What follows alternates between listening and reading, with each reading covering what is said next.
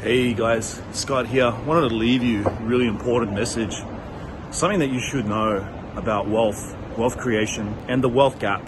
And you know what? The wealth gap is going to substantially increase over the next 12 months to the next 5 to 10 years. And what you're going to see over the next decade as a result of this health emergency and the associated economic shock, you're going to see a lot of stimulus. Now, what is stimulus? Code name for stimulus is the government injecting brand new money.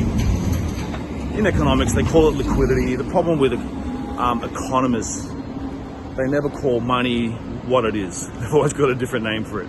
They call it profit, they call it wealth, they call it salary, they call it wages, but they never actually just call it money.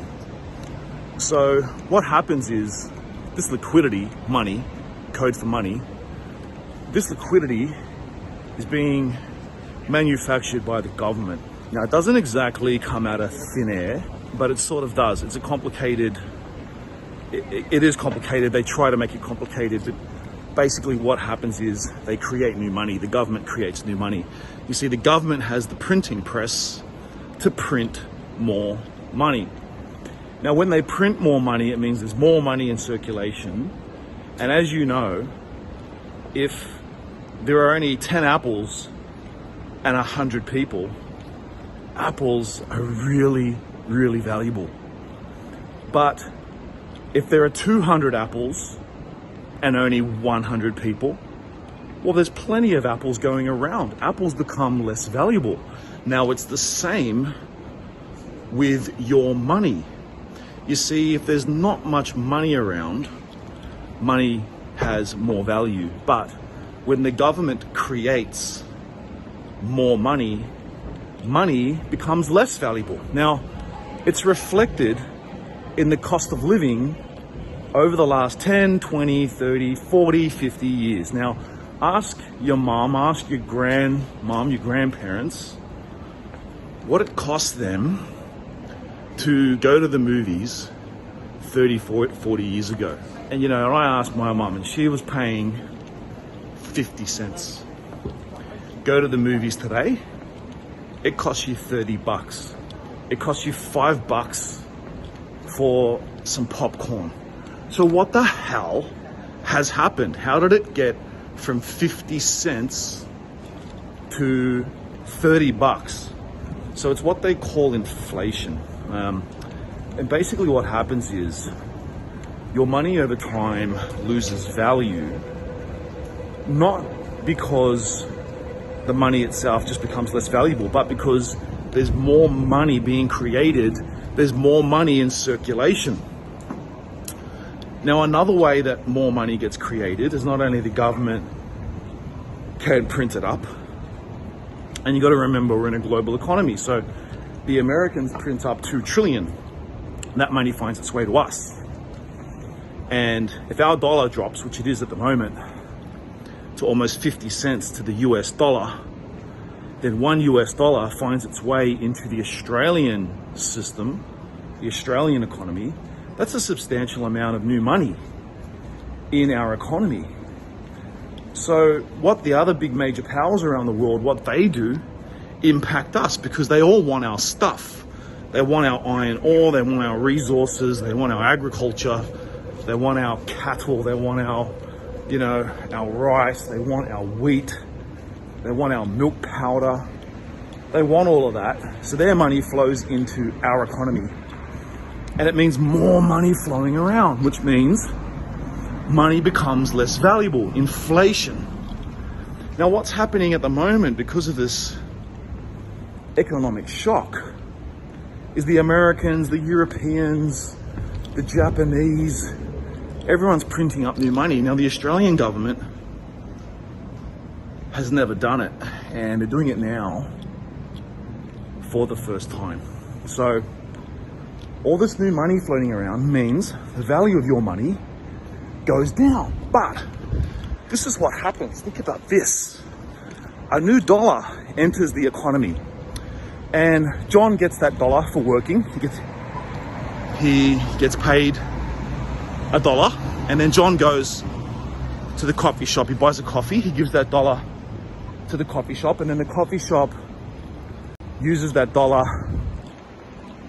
to go and buy some supplies. Then the supplier banks that dollar as profit. So that $1 is floating around being used to transfer value. Now that $1 that gets banked as profit, the owner of that supplier then decides not to keep redistributing it. He decides to invest it. And he thinks, where's the best place to invest it? And he thinks, property. So what eventually happens to all of this new money is it'll find a home in the best place to get the best return, the best yield, the safest yield, as a storehouse of wealth. So that is why in the last 20 years, Australian property, 20 years ago, you could get an Aussie property for 150 grand, and today it's worth 600, 700 grand or more. So while your money and your cash is losing value, assets like property are exponentially increasing in value. And this is creating the largest wealth gap in the history of humankind. So if you are not allocating a portion of your money to property, in 10 to 20 years, you'll be dead broke. You'll be poor, you'll be broke. You'll be dependent. You'll be what I call, economists don't call this, I call it, you'll be screwed. So no one talks about it. Government knows all this, they don't tell you. Economists know this, they don't tell you. Your financial planner knows this, they don't tell you. Or they don't know it, or they don't get it.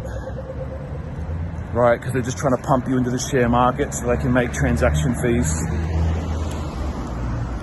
And your accountant doesn't get it.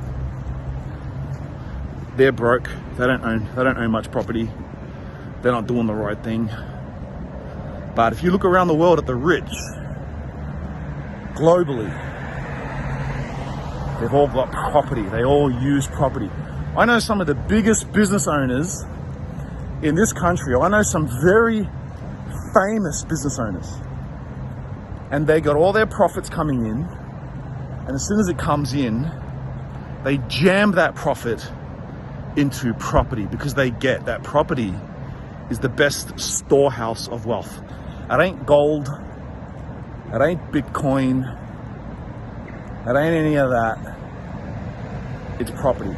So I want you, if you want to learn more, I'm doing a series of live streams during the health emergency lockdown to educate you, and I'm putting together a very in-depth, short coaching course on how all this works and how you can take advantage of it in the next 6 to 8 weeks. Yes, 6 to 8 weeks. You can take advantage of it now.